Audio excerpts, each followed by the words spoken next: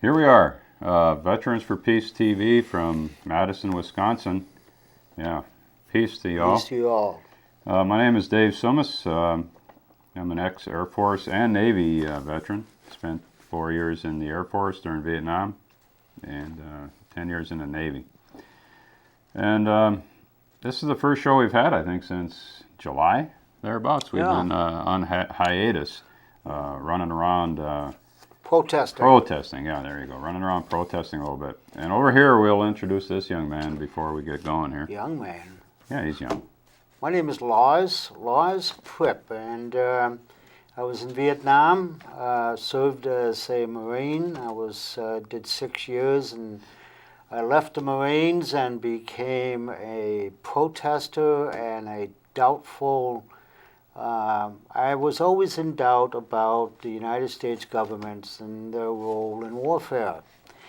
And of recently, I became involved with Veterans for Peace. I've been doing this for about 2 years now and enjoying it. And Dave Soumis and myself have been out protesting drone warfare for what, 5 months? Probably 5 months, pretty well straight, Yeah, we got a hold of a 1/5 scale a Reaper drone that we wheel around the farmer's market, and we went to the air show. Yeah, went to the air show. We went to Bobfest. Fighting Bobfest. That was a very good event, actually. So, yeah, let's, before we get too far into all this, we've got to do our normal thing here. We usually like to read the Veterans for Peace Statement of Purpose, so I'll start that out. We, having dutifully served our nation, do hereby affirm our greater responsibility to serve the cause of world peace. To this end, we will work with others to increase public awareness of the cost of war, to restrain our government from intervening overtly and covertly in the internal affairs of other nations, to end the arms race and to reduce and eventually eliminate nuclear weapons. To seek justice for veterans and victims of war, to abolish war as an instrument of national policy. To achieve these goals, members of Veterans for Peace pledge to use nonviolent means and to maintain an organization that is both democratic and open, with the understanding that all members are trusted to act in the best interest of the group for the larger purpose of world peace. And there's another thing here which I really kind of like, okay? It's a quote by Charles Reich. There is a revolution coming. It will not be like revolutions of the past. It will originate with the individual and with culture. And it will change the political structure only at its final act. It will not require violence to succeed, and it cannot be successfully resisted by violence. Yeah, that's a pretty nice piece. I like it myself. Yeah, definitely. So anyway, we kind of wanted to talk a little bit today about what has been happening, considering we haven't had a show for a while. What we've been up to and, where we're going, I guess, in the next few months and future shows or whatever. One of the things I think I want to start out with is what's happening to the people in the United States of America. Back, I think, maybe 2 weeks ago now, there was a football game with the Green Bay Packers and some other team. That near the end of the game, who was that, Seattle? I wasn't paying that close attention. I don't watch it. But anyway, at the end of the game, there was a bad call by the referees. I guess you could call them scab refs, considering that the union was not working, and it was replacement referees. But anyway, they had a bad call, cost the Packers the football game. And after that happened, it was pretty much like the whole country went up into an uproar, People were, the president, the governor of Wisconsin, everybody was all concerned about the fact that this bad call was made during this football game. And I think you need to keep in mind what I just said, game. G-A-M-E, not real life or anything like that. But the whole country was upset about this, and the whole country's upset about these referees. And in the meantime, you have, 45, 50 million people without health care.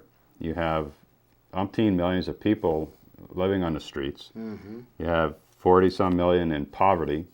You have all kinds of people losing their houses to foreclosure. You have wars going on in several countries, which not even declared wars, that we're involved with, and we're killing hundreds of thousands of people. And nobody even is out on the streets protesting or marching or doing anything else, but they're all in this uproar about this football game. And I honestly don't understand the mentality of a country that can think like that. There's something extremely wrong with how people are thinking. I don't know, it just bothers me a whole lot. I don't know what else to say. Well, we've been out here fighting 2 wars now for 10 years. The average Americans don't have a clue about it. I mean, it's almost to the point of being shameful that they don't pay attention to what the government is doing in their name. I mean, people are dying, we're targeting innocent civilians with drone warfare. They are just the American population, the average American just don't even know what's being done. So no, and they're not finding out about it either. But if you look at our media, there's nothing being said. I mean, there was I read an article somewhere just a couple days ago, the fact that the United States has put troops into Jordan. Mm-hmm.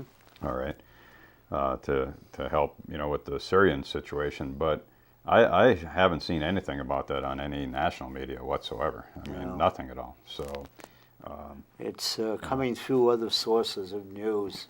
Yeah. On the internet, Facebook mentions it. Other forms of news media, but not the mainstream media don't mention it. Yeah. Matter of fact, the mainstream media doesn't mention too much about drone warfare or about the wars in Afghanistan or Iraq, not that much. They might touch on it a little bit, but not that much. Right, yeah. Yeah, and the one thing with the drones, I know they had a brief blurb on CNN a couple times, but just recently a group sponsored by Code Pink went to Pakistan to go on a march for peace up to North Waziristan, but I guess prior to them actually going to that area, they were told not to because of suicide bombing attempts that were possibly going to be made against them. So they decided to go to South Waziristan.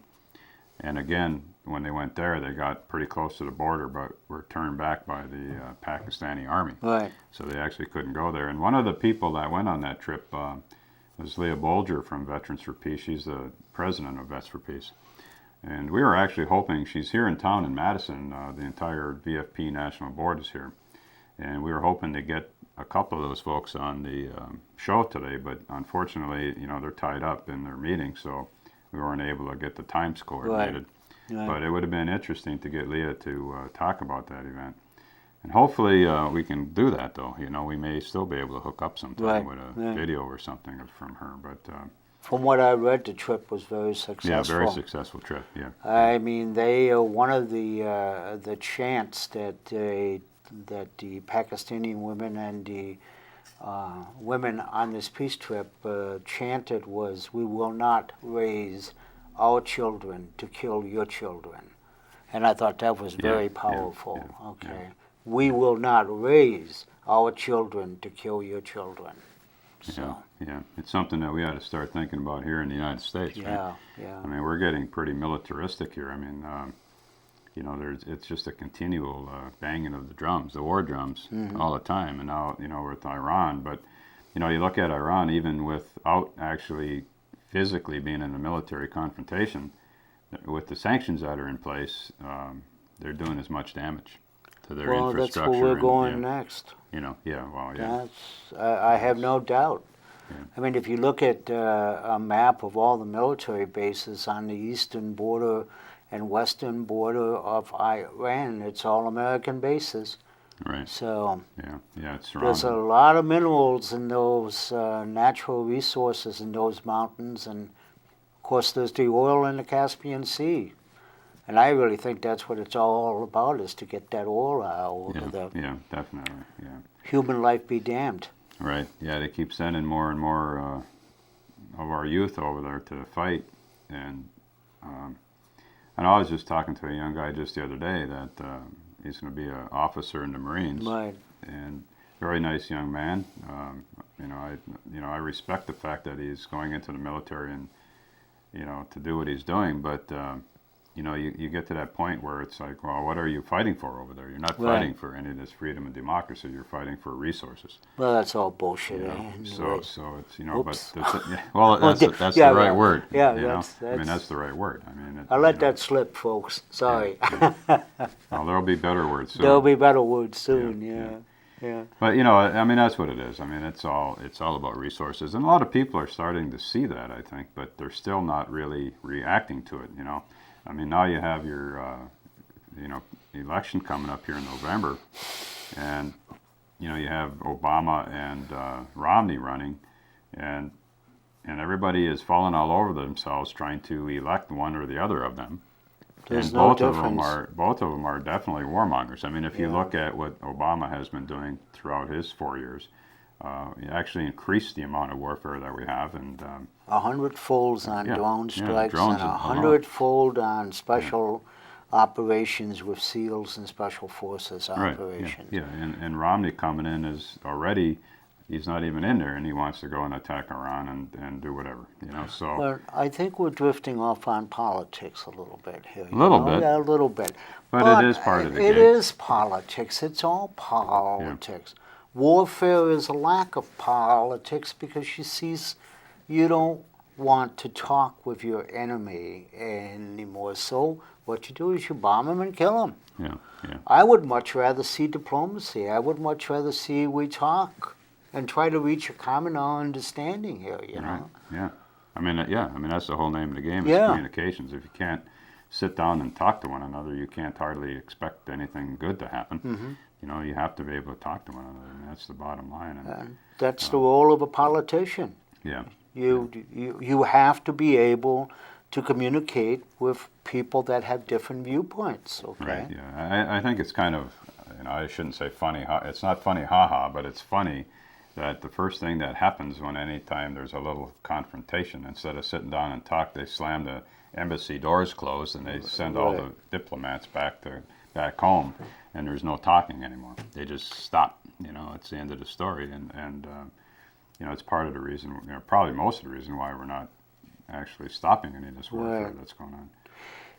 We've had these shootings in this country where some lunatic will go in and wipe away a former employee, or go into a theater and start opening fire and that. You know what I'm talking about. But I get upset because I see we doing that to other people in other countries, okay, like Iraq, Afghanistan. Our troops go in and they literally kill civilians, non-combatants, and call it collateral damage. And there's not one outcry in this country about what our troops are doing, okay? And especially with this drone warfare stuff, it's like collateral damage. Yeah, that's somebody else's son. It's not your son, it's somebody else's son, okay? Yeah. One of the things that's happening with the drones, and you hear it every day, like Lars and I go out on the square down here in Madison, usually on Saturdays during the farmers market, where there's 15,000 or more people walking around there. And we have our model Reaper drone that we have, and we talk to people. And most of the people we speak to are under the assumption that as long as we're saving American lives, all is well, And they're not considering the fact that we're killing thousands of people, other people, innocent people. Who just happened to be at the wrong spot at the wrong time. Exactly. Collateral damage. Yeah, and we need to start going beyond this American exceptionalism concept and start looking at the world as a whole, not just just not us. Right. It's extremely selfish of us to consider only our own country and not worry about all these other people.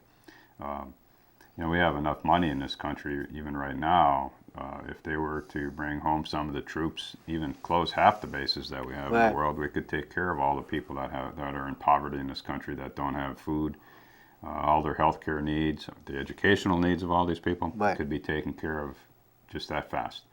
And we could also help the rest of the world, to come out of that third world situation where they have no food and, they're living, out in, wherever, with no shelter and stuff like that. One of the discussion points that I've heard is, well, why are you opposed to the use of drones as opposed to the use of aircraft or bombardment from naval ships? Get this straight, folks. I am opposed to any warfare because warfare does not work. It creates more problems that has to be solved by future generations. Right now, we're spending 67 cents on every dollar. 67 cents goes into military spending, security, and police operations, and we're not any safer. We're just creating more terrorists by going out and bombing the living hell out of them. It doesn't work, folks. Yeah, no, not at all. And there was I don't remember the source right at the present time, but one of the figures used was $2.2 million per minute that's being spent on the military. Yep. And it's a ridiculous amount of money. If you think of what we could do with that money. Yeah. Okay. Yeah. Feed the poor.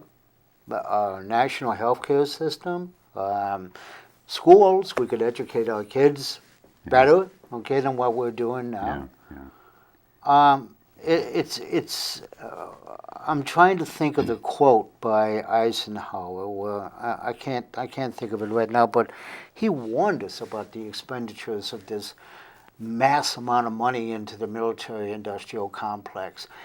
And from my understanding, it is what defeated the Russians in the first place, because they spent all of that money into their military, and they didn't put that much money into taking care of its citizens. Right, yeah, Afghanistan kind of did the Russians in. I mean, that was the end of it. They were just spending too much there, and their economy actually collapsed. Yeah. It wasn't so much Reagan, actually. Right.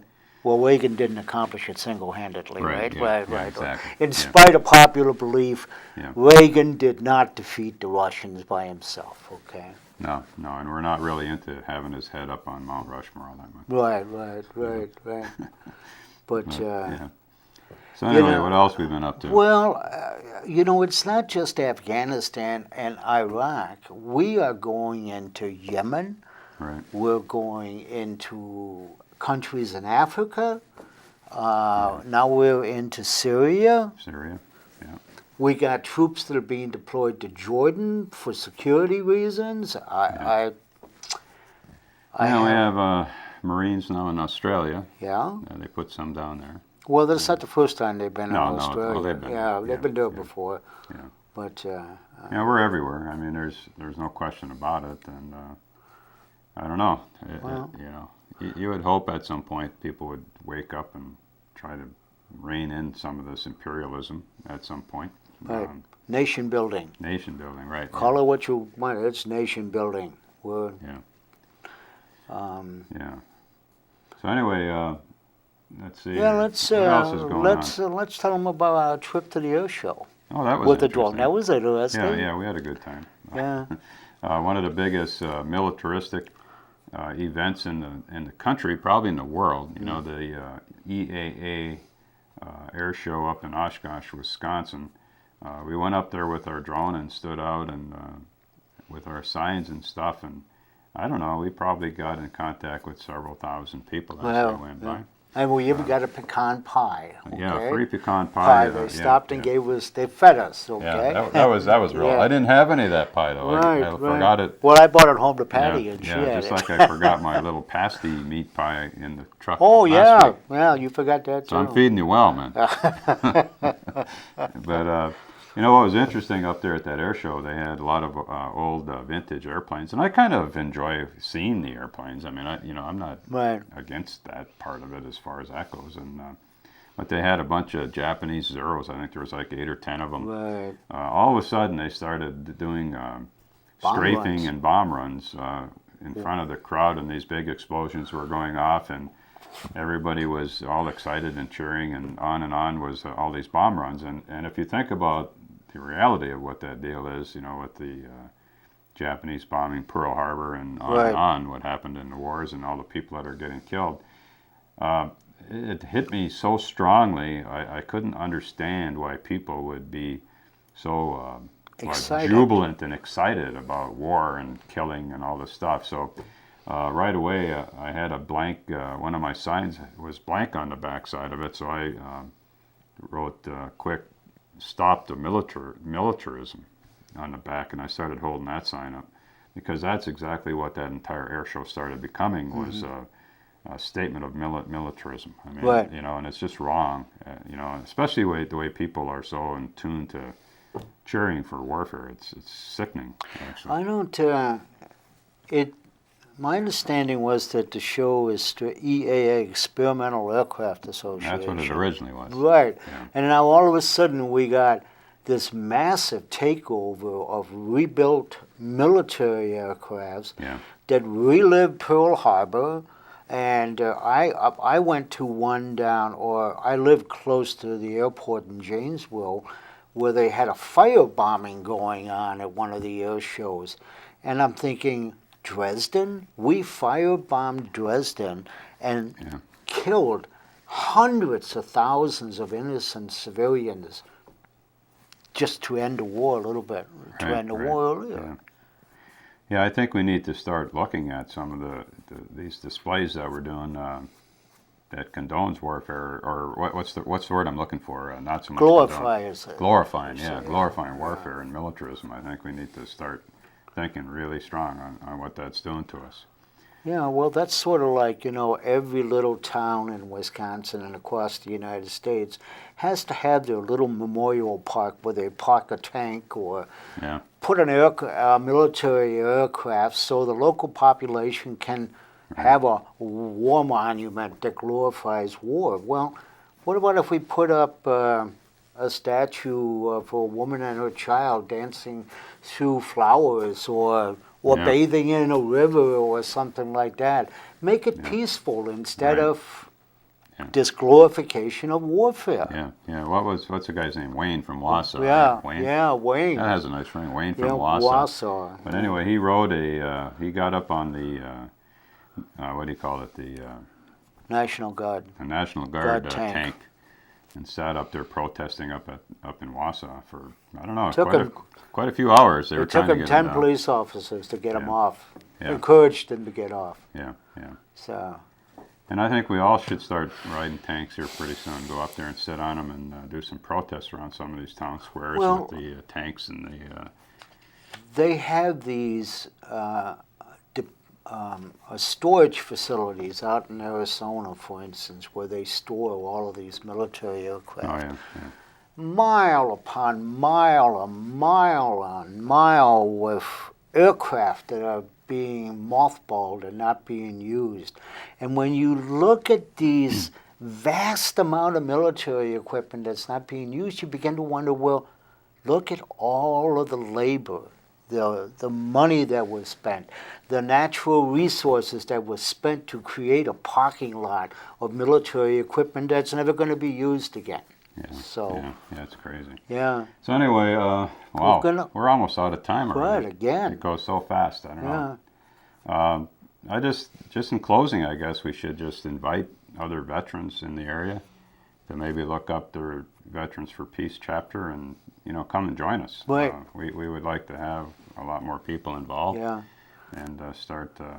There's also other peace groups like the Iraq Veterans Against the War, and there's Vietnam Veterans Against the War. So that's at least 3 peace groups that former veterans can join or get involved with, and I would encourage it. Yeah, definitely. So I guess that's about it. And we'll hopefully be back again next week with a new show, and we'll talk to you then. So, peace. Peace. Thank you. John Brown went off to war to fight on a foreign shore. His mama sure was proud of him. He stood so straight and tall in his uniform and all. His mama's face broke out into a grin. Oh, son, you look so fine, I'm glad you're a son of mine. Make me proud to know you weren't a gun. Do what the captain says, light the medals you will get. We'll put him on the wall when you get home.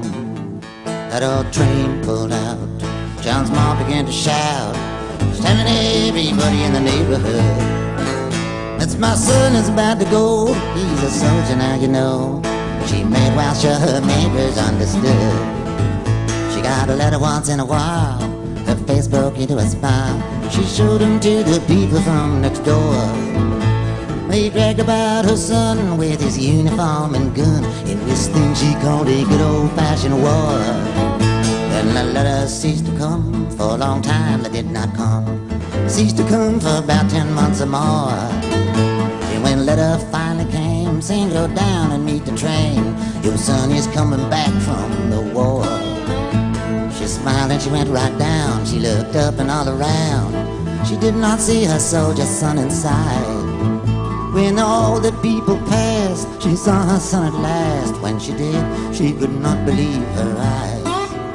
Oh, his face was all shot off and his hands were blown away, and he wore a metal brace around his waist. He whispered kind of slow in a voice she didn't know, and she couldn't even recognize his face.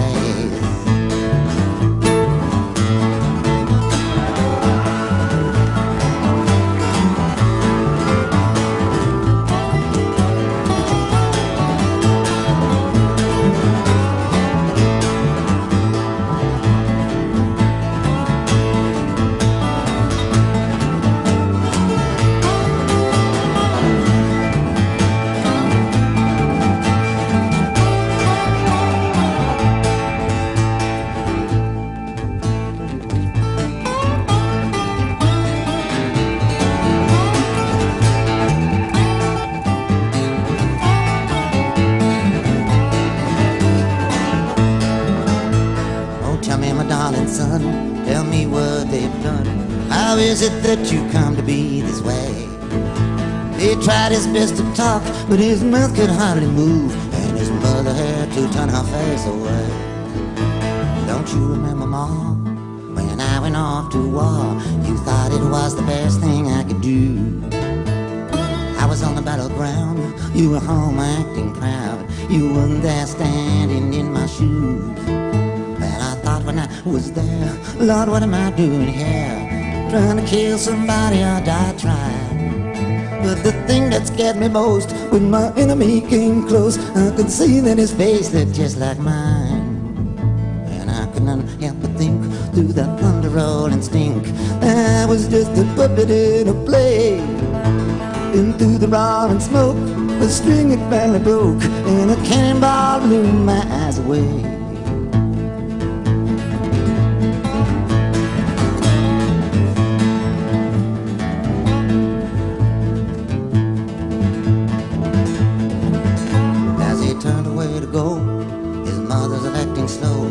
Seeing the metal brace that helped him stand.